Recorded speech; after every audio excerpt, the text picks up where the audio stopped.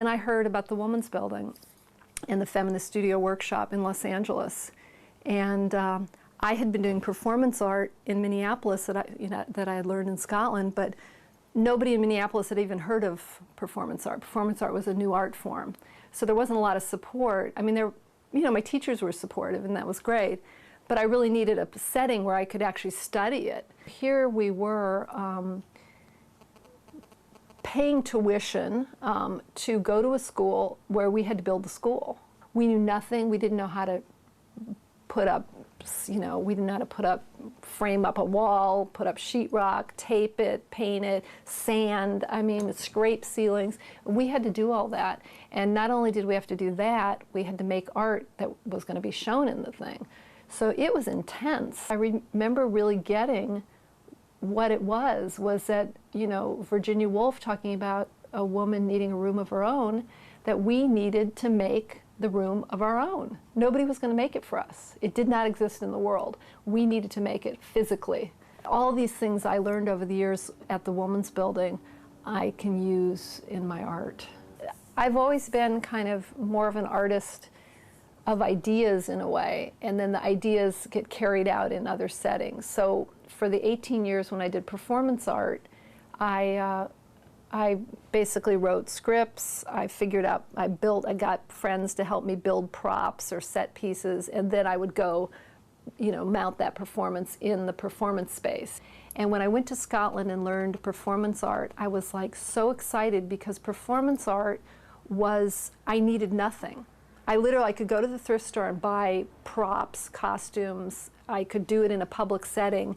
And so I loved it. It just really freed me. But I also had some theory that I put forth that performance art was comfortable for women because as women we grow up learning the skills of performance. We learn costume, we learn makeup, we learn persona. When I was a little girl making my bed, I used to imagine that the boy I wanted to marry was watching me and judging my performance. I really did that. I made my bed and imagined he was watching me.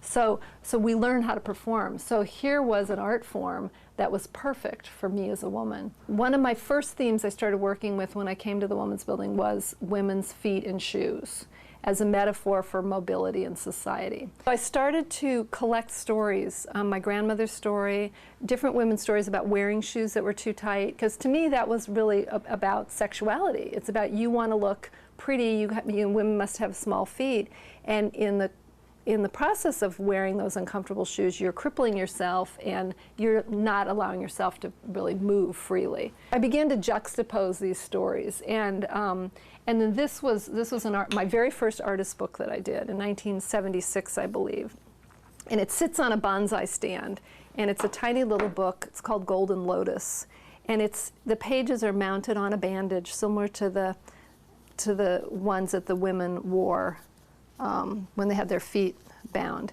And essentially what it is there are little illustrations that I found of how to bind a foot and how to make a bonsai tree. A performance that was called, like I said, Broken Shoes. I did it in this really cool building that actually looked like it was bleeding. It was this weird old building that the walls were kind of drippy, looked like it was bleeding. And the audience, and I lined the floors and everything with white gauze.